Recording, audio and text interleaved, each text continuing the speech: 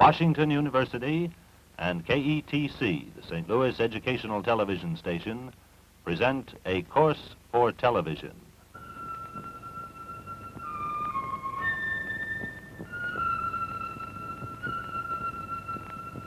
The Religions of Man.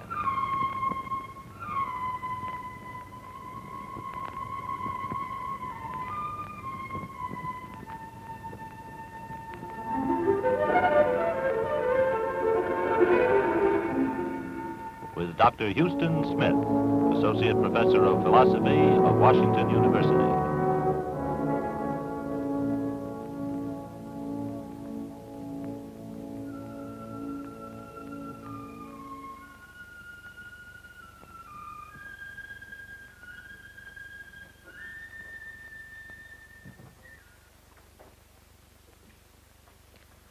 You have been looking at some objects of religious art from all over the world.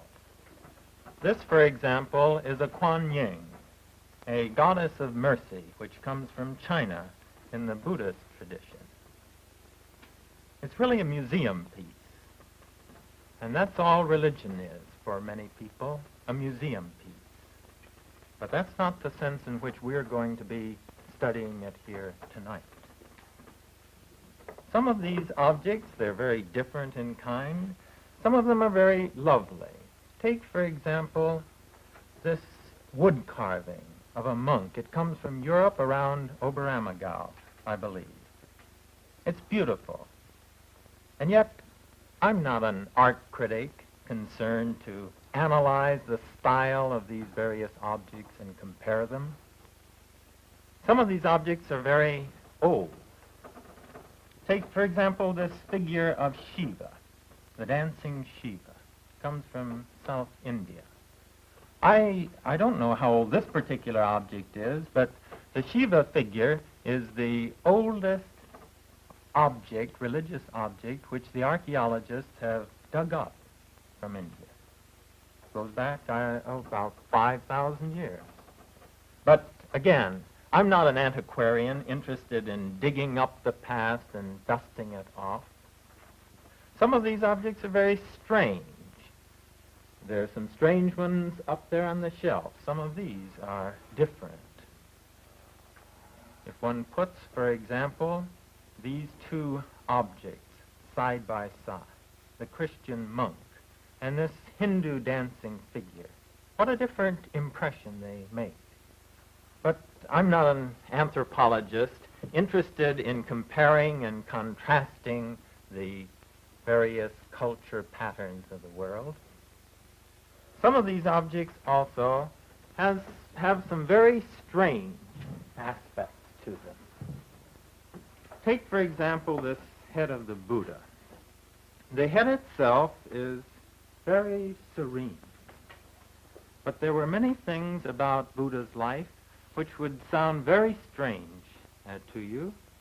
For example, how in his quest for enlightenment, he tried for a period of time to live on one bean a day, until, as he tells us, when he reached for his stomach, he seized his spine.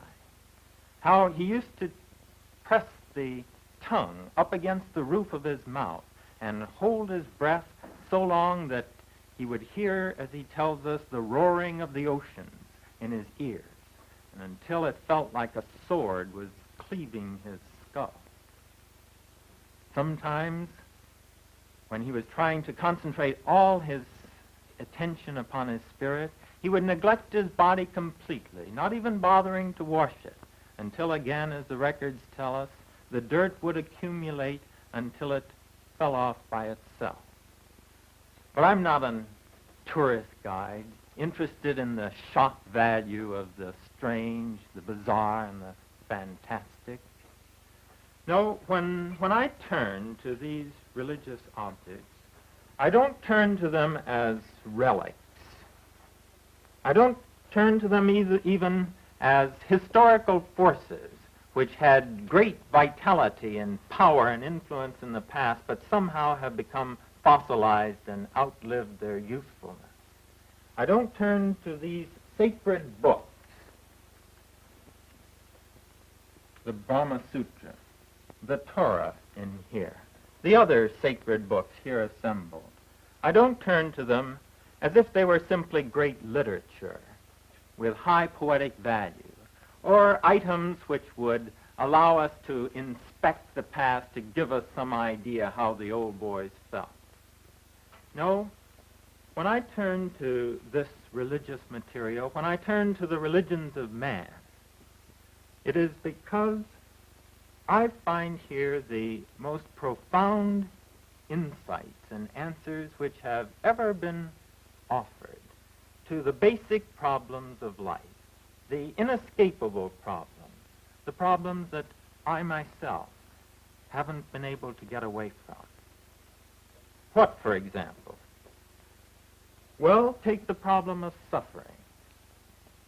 I was just saying, pointing out some strange things about this man, Buddha, but there's another aspect to his life which is the part that really interests me.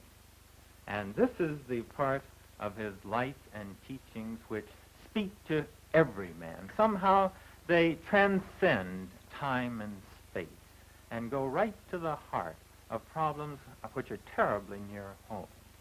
Buddha said, you can put my whole philosophy, really, in a nutshell. I show you suffering, and I show you the end of suffering. He would say to those who were gathered around him on the dusty roads of India, let me ask you just one question. Are you really as happy as you would like to be, as you think you might be? What about those 6 points, those danger spots in life? What about the trauma of birth, the pathology of sickness, the morbidity of decrepitude and old age when the body begins to fail, the phobia of death? What about those other 2 danger points? When you find yourself trapped with that which you hate and there's no exit, there's nothing you can do about it. Or the other side of the coin, when you find yourself separated from that which you love. How is life going? How will it go when it comes to you in this less friendly guise? If the answer is well enough indeed, then Buddha would say, in effect, to his friends, go your way. I have nothing to say to you. But if there be any pain, those of you who know the meaning of pain and want release, stay around. There may be some things I can say which will help you. And I, for one, when I hear those words, I find myself lingering.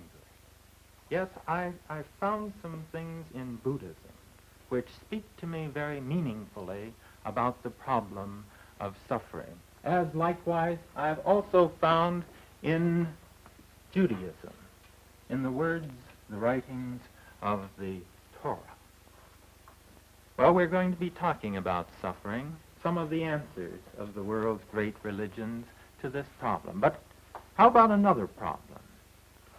Well, let's take a problem which is very much in our public minds these days, the problem of social anarchy. This is what we're really occupied with, isn't it? It's what the papers are full of. International anarchy. We don't have a world government, and here we have the atomic bomb and the hydrogen bomb just poised over us. Also the problem of anarchy at home. You must have noticed, as I did, that our crime rate has jumped 100% in each of the last 2 years. That's alarming. How long can it go that way and a society still keep together? Not to mention the problem of juvenile delinquency. Now, are these religious problems? Well, in a way, I guess we think they are, but we think of them sort of as secondarily religious. For the most part, we think of them as being political problems. Oh, it's true that the President of the United States now opens his cabinet meetings with a prayer, but somehow we think of the solution to these as going on in a social sphere. But there are people on the other side of the world who view this very differently, whose religion focuses in the social problem of man, how to get along with one another without destroying each other. How can we live together in the maximum harmony and creativeness? This really is the heart of Confucius' concern. He was a believer in God. He prayed to God. He was a believer in ritual, but it was really the social problem which occupied him. Now, I don't have an object of an image of Confucius here tonight. There aren't any images of Confucius in China. I do have a little pebble that I happened to have picked up when I was at the place of his birth, and I wanted a little memento. It won't look like anything to you, but I wanted a little remembrance of that place. But let's go beyond the man to his teaching.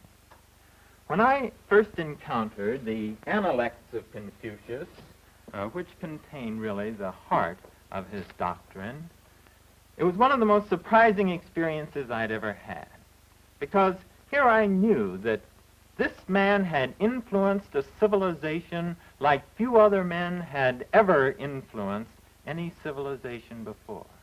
And yet, the amazing thing was how ordinary he was, how unimpressive. The things that he would say, for example, they seemed so obvious. Saws and old maxims. He reminded me, you know who he reminded me of in our culture? He reminded me a little bit of Bernard Baruch, a senior statesman. But what has Baruch ever said that was really dramatic? The things that he says are always the obvious sorts of things. Have a plan, or prepare for the worst, this kind of statement. And yet, he has worked his way to the senior statesman in our society by general acclaim. Confucius was sort of like that. Now, why? Why this tremendous impact? And it suddenly dawned on me that the reason was that this man had hold of the crucial question, and he refused to be distracted from it. Well, in the weeks ahead, we're going to be looking into what Confucius had to say about the social problem.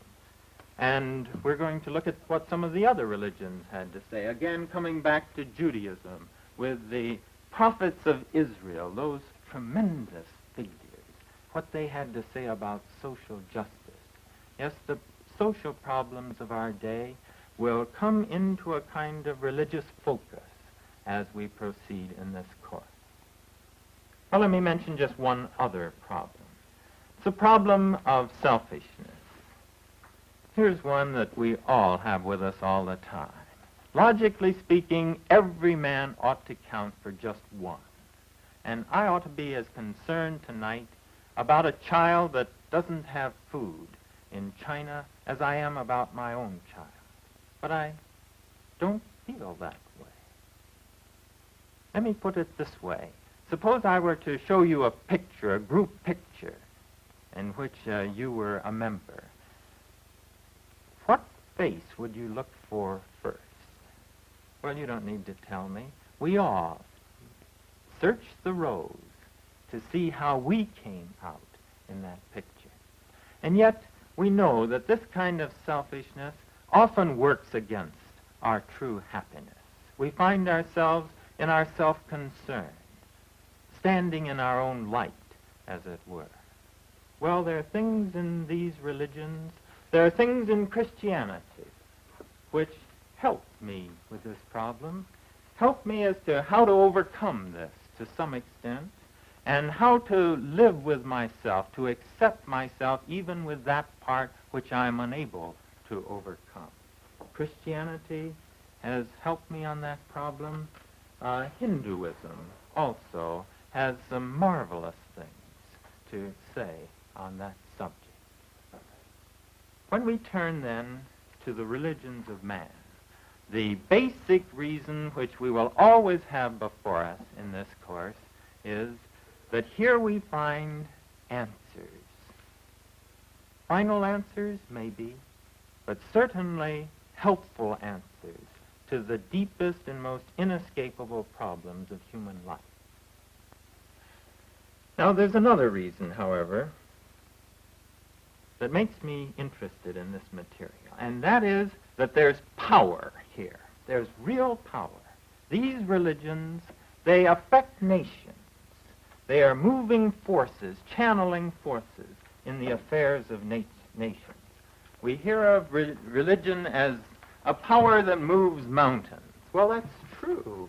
More than mountains, it moves whole nations. Let's look, for example, at India. Here it is. Everybody knows about India. She's very much in the news today. And she doesn't like some of the things we're doing. We don't like some of the things she's doing. But never mind. She's very much there and exercising a tremendous place in world affairs. Now let's look from the nation to a man. This man. Who is he? Well, I don't need to tell you. You know him. Everybody knows who this man is. Someone once said, are there any people who, if their pictures were flashed on a screen anywhere in the world, would be recognized? And at this time, when the person was asking that question, he suggested there were three: Charlie Chaplin, Mickey Mouse, and this man, Gandhi. So universally known that they would be recognized everywhere. Here is the man who was the power behind free India. But now let's take it back one step further. If this was the man behind the country in its move for liberation, was there a power behind the man? And I think the answer is yes. And for that power, we need to look at a book. Here it is. The Bhagavad Gita. It's an awkward name. You will be learning to pronounce it as we go along.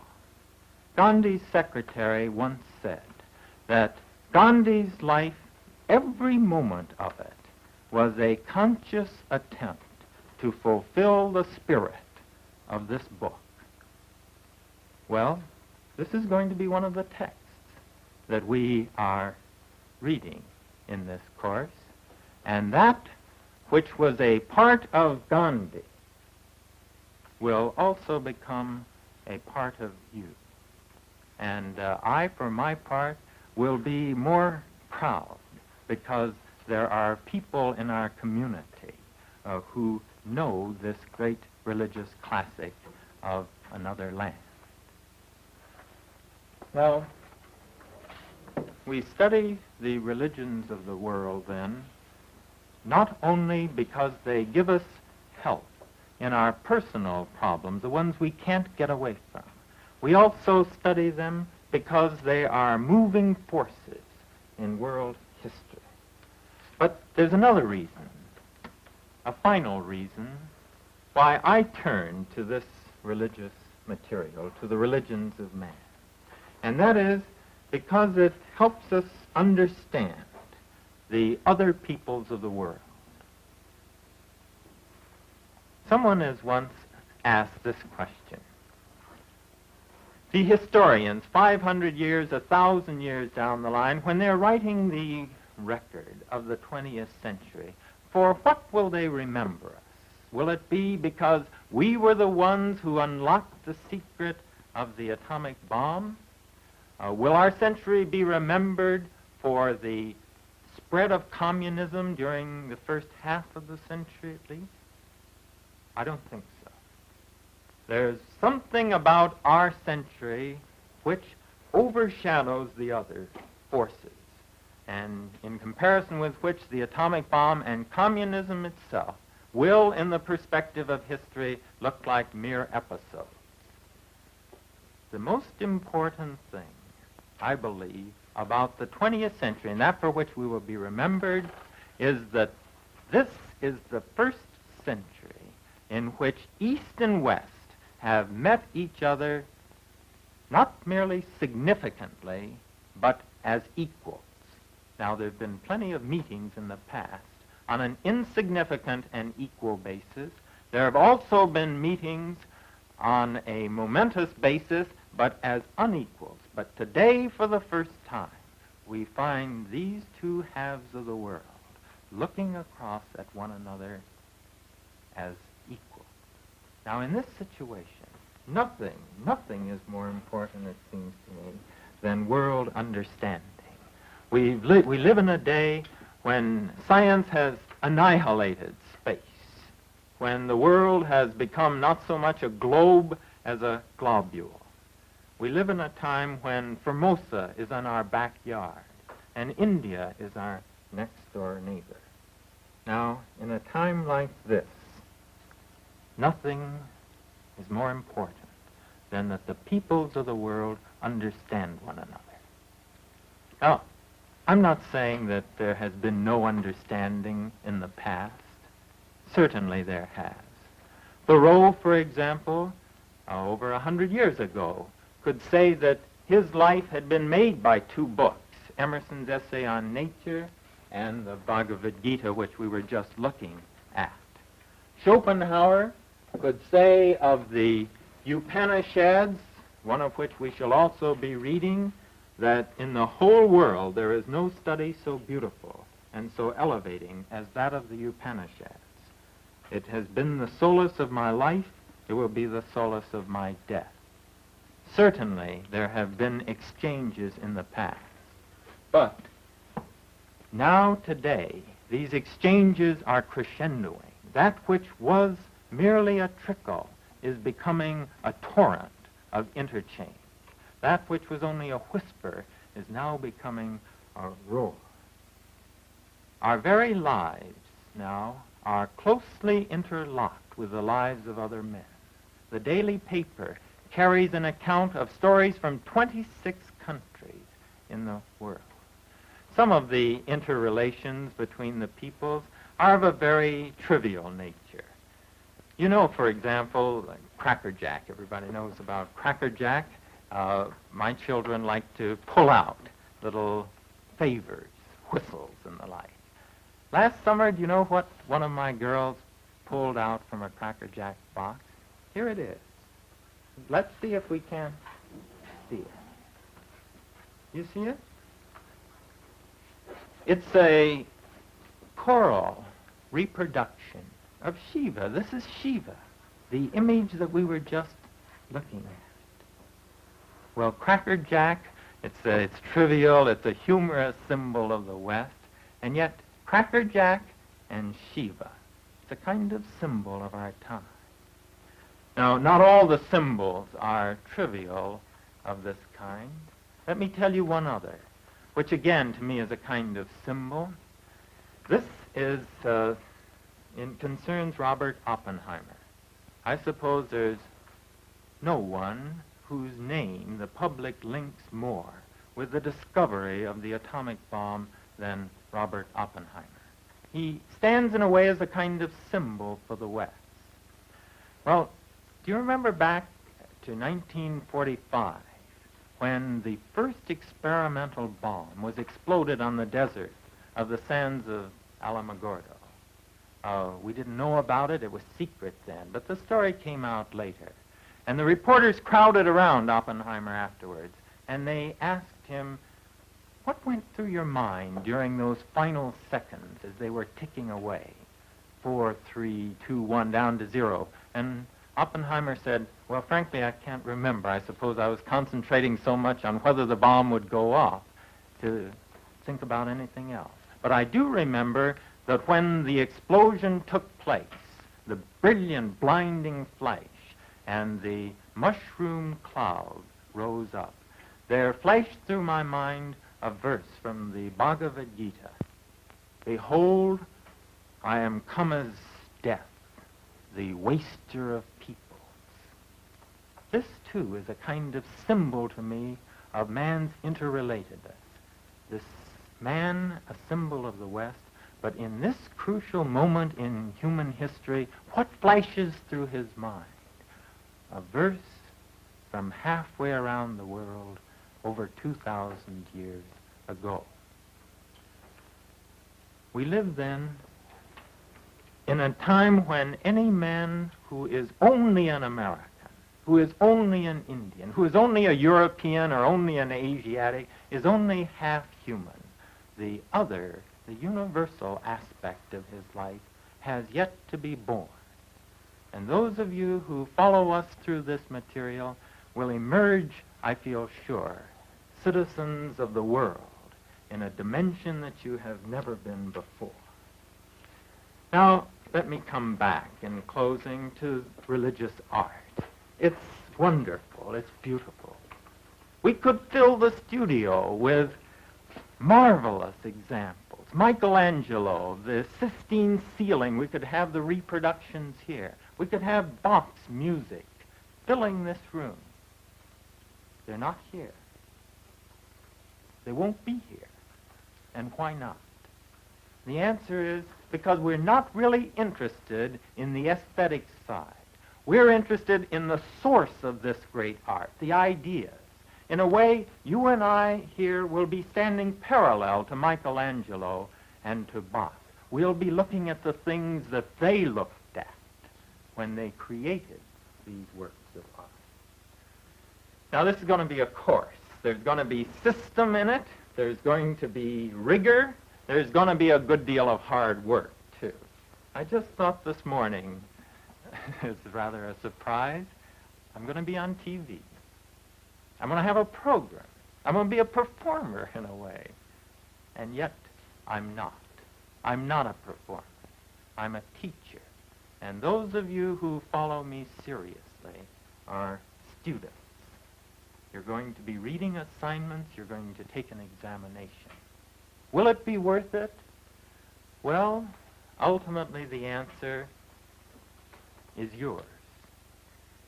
But two quotations come into my mind. One is that of the medical teacher who says to his students, we're going to be dealing with flesh, with nerves, with sinews. We're going to be dealing with them in a cold-blooded way. But never forget, fellows, this stuff is alive. And that's what I hope you'll never forget during these lectures. The final quote, I think, really, we could come back to Buddha when he says to his people, those of you who have no problems, go your way. We have nothing to say to you. But if there be any pain, then linger. Those of you who know the meaning of pain and wish release, follow me.